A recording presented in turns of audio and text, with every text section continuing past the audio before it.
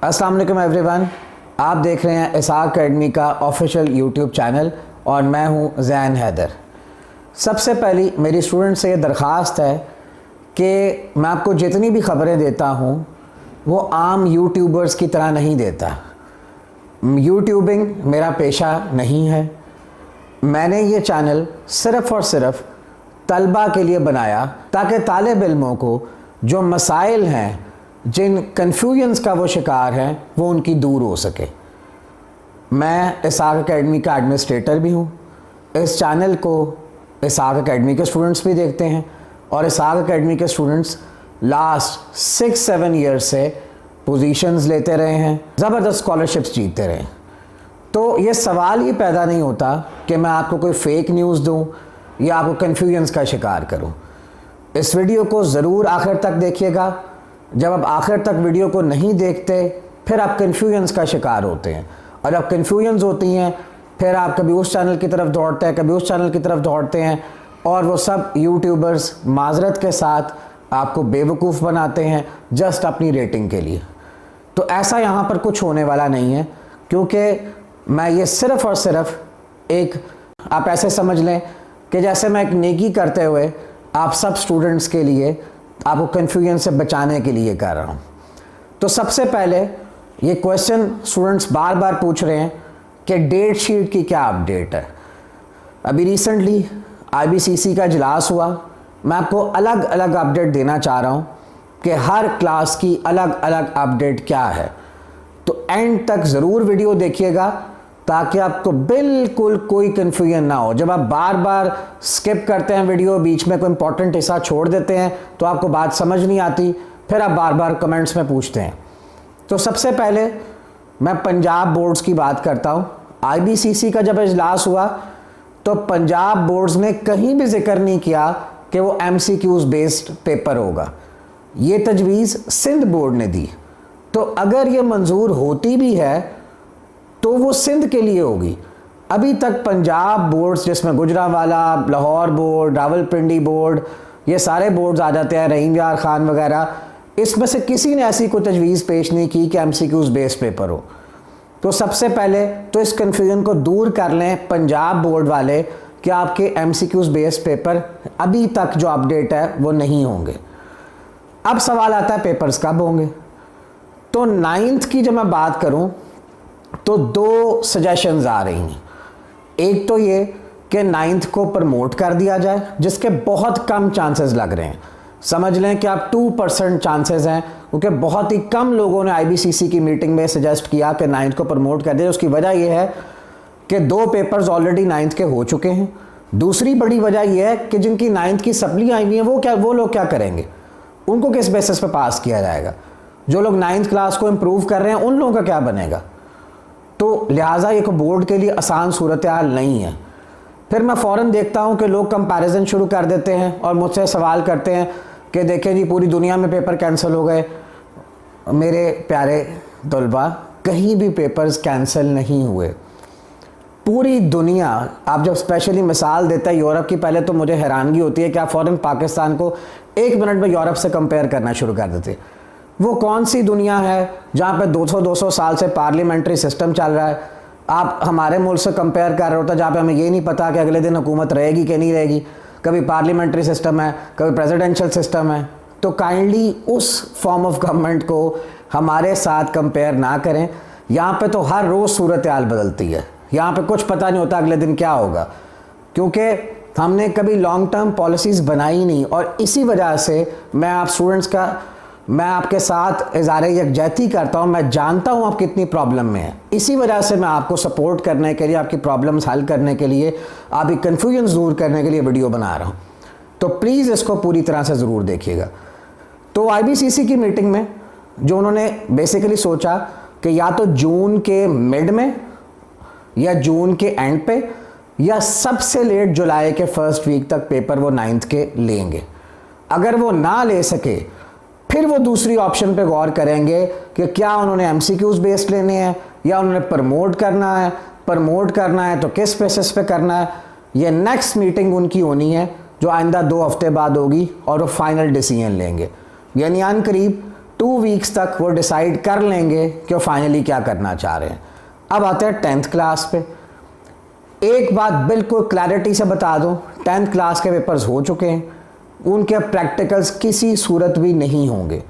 उसकी वजह यह है कि प्रैक्टिकल्स पूरे कंडक्ट करने के लिए 1 महीने का टाइम चाहिए, तो बोर्ड के पास बिल्कुल अवेलेबल नहीं है। तो लिहाजा 10th के प्रैक्टिकल्स और सेकेंड ईयर के प्रैक्टिकल्स इस साल नहीं होंगे। मैं अपनी पिछली वीडियो में भी बता चुका हूं, आप उस वीडियो को भी देखिए, आपको बात बिल्कुल क्लैरिटी से समझ आ जाएगी। अब चलते हैं फर्स्ट ईयर की जानिब। अब यहाँ पे भी 2 सजेशंस हैं। एक सजेशन ये कि इनको प्रमोट कर दिया जाए सेकेंड ईयर में, दूसरी सजेशन ये है कि इनके एमसीक्यूज बेस्ड पेपर हो जाएं। लेकिन वो सिंध बोर्ड की सजेशन है, पंजाब बोर्ड ने ये नहीं अभी तक बात की, और ये बहुत ही उनका लास्ट रिजॉर्ट होगा, जो कि शायद बड़े ही कम चांसेस है कि ऐसा हो। और थर्ड जिस पर मेनली गौर हो रहा है वो ये है कि जुलाई के मिड में जाके इनके पेपर्स ले लिए जाएं। अगर बहुत बुरी सिचुएशन होती है तो फिर वो सोचेंगे, अगर जुलाई तक वो पेपर कंडक्ट नहीं कर सके, जिसका वो फैसला कर लेंगे 14-15 मई तक, तो फिर वो डिसाइड करेंगे कि इनको प्रमोट करना, प्रमोट कैसे करना है। याद रखिए, प्रमोट करना उनके लिए आसान नहीं होगा, क्योंकि काफ़ी बच्चों की फर्स्ट ईयर में सप्लियाँ होती हैं, कुछ लोगों ने फर्स्ट ईयर के एग्ज़ाम्स रिपीट किए होते हैं, तो उनका क्या बनेगा, उनका भी सोचना है। तो उसके लिए भी बोर्ड को तैयारी करनी पड़ेगी, उनके लिए प्लान बी बनाना बड़ा मुश्किल होगा। अब चलते हैं सेकेंड ईयर की जानिब। सेकेंड ईयर के पेपर्स लाजमी होंगे। उसकी वजह यह है कि बोर्ड ने एक फॉर्मूला बनाना होता है, फिर उसमें ई कैट एम कैट के मार्क्स लगने होते हैं, और फिर जाके वो एंट्री टेस्ट दे के बच्चे जो हैं ई कैट एम कैट के मार्क्स की बेस पे और इंटर के मार्क्स की बेस पे उनका यूनिवर्सिटी में या मेडिकल कॉलेजेस में एडमिशन होता है। तो सेकेंड ईयर के पेपर ज़रूर होंगे।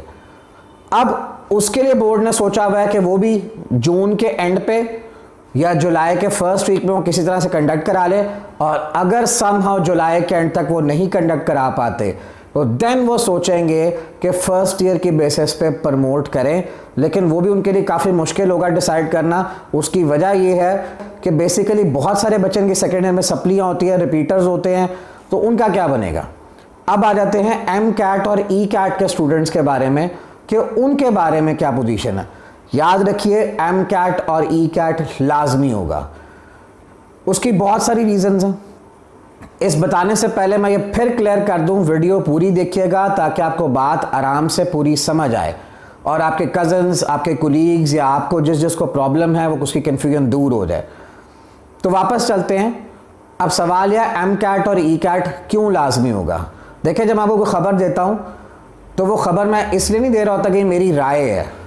मैं हमेशा स्टूडेंट्स की तरफ होता हूँ, मैं हमेशा स्टूडेंट्स का साथ देने वाला हूँ, और मैं हमेशा स्टूडेंट्स की आवाज़ बुलंद करता हूँ। मैं जानता हूँ स्टूडेंट्स कितनी कशमकश की सूरत हाल में, उनको कुछ समझ नहीं आ रही, यूट्यूबर्स कुछ बता रहे हैं, टीवी पे कुछ चल रहा है, और माशाल्लाह से हमारा मीडिया रोज़ बरोज़ र्यूमर्स फैलाने का मास्टर है।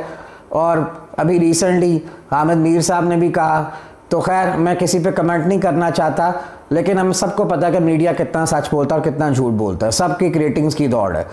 तो खैर मैं इस रेटिंग की दौड़ में ना मुझे कभी पढ़ना है, क्योंकि मैं स्टूडेंट्स की आवाज़ हूँ और मैं आप जैसा हूँ, और क्योंकि मैं बहुत अरसे से पढ़ा रहा हूँ और मुझे बच्चे सबसे ज़्यादा प्यारे हैं, क्योंकि आप सब बच्चे मेरे साझे हैं। जो भी ये वीडियो देख रहा है या जिसने सब्सक्राइब किया है, जिसने सब्सक्राइब नहीं भी किया, उससे पहले मेरी दरख्वास्त है कि सब्सक्राइब कर ले। खैर, तो एम कैट ई कैट लाजमी होगा। वो लाजमी इसलिए होगा क्योंकि उसके बगैर कोई ऑप्शन नहीं है यूनिवर्सिटीज़ के पास कि वो कैसे जो है वो उसको अपने किस फॉर्मूले के तहत उनको एडमिशन दे। तो खैर हाँ, ये हो सकता है कि वो ऑनलाइन पेपर की तरफ जाएं। ऑनलाइन पेपर की तरफ अगर वो जाते हैं तो 15-20 भी स्टूडेंट्स का ये सजेशन बहुत पॉपुलर आजकल चल रही है, इस पर बहुत सीरियसली गौर हो रहा है। वर्चुअल यूनिवर्सिटी के साथ कांटेक्ट भी किया जा रहा है कि कुछ तरह का सॉफ्टवेयर बनाएं, ऑनलाइन कंप्यूटर्स प्रोवाइड किए जाएं, तो इस तरह बहुत सारे सेंटर्स बनाए जाएं हर सेंटर में, ताकि सोशल डिस्टेंसिंग के तहत 15-20 स्टूडेंट्स करके उनको एक एमसीक्यूज़ की लिस्ट फराहम कर दी जाए, और हर एमसीक्यू तकरीबन 40-50 सेकंड तक उनकी स्क्रीन पर रहे और उसके अंदर उसको उसने टिक करना हो। तो कुछ इस तरह का भी ऑप्शन है, और ताकि वो कंप्यूटर के अंदर पहले उसके आंसर्स फीड होंगे, बहुत सारे बच्चों के जल्दी रिजल्ट आ सकता है, क्योंकि इस तरह ये कोई नई चीज़ नहीं है। ब्रिटिश काउंसिल इसको पहले भी अडॉप्ट करता है, ACCA के जो एग्ज़ाम्स हैं वो इसी बेसिस पे होते हैं। लेकिन क्या पंजाब गवर्नमेंट या पंजाब का या बाकी सूबों का जो एजुकेशन डिपार्टमेंट है, क्या इतने ज़बरदस्त तरीके से इसको कंडक्ट करवा पाएगा? इस पर एक बहुत बड़ा सवालिया निशान है। और मैं कम अज़ कम मुतमईन नहीं हूँ कि मुझे नहीं लगता कि गवर्नमेंट इतने बड़े पैमाने पे इतने अच्छे तरीके से सारा कंडक्ट करवा पाएगी। एनीवेज़, ये रही आज की वीडियो, ये रही अपडेट। जो अपडेट्स हैं ग्रेजुएशन के स्टूडेंट्स के लिए, मास्टर के स्टूडेंट्स के लिए, उसके लिए मैं एक अलग वीडियो बना रहा हूँ, वो ज़रूर देखिएगा, उसको देखना मत भूलिएगा। बहुत शुक्रिया।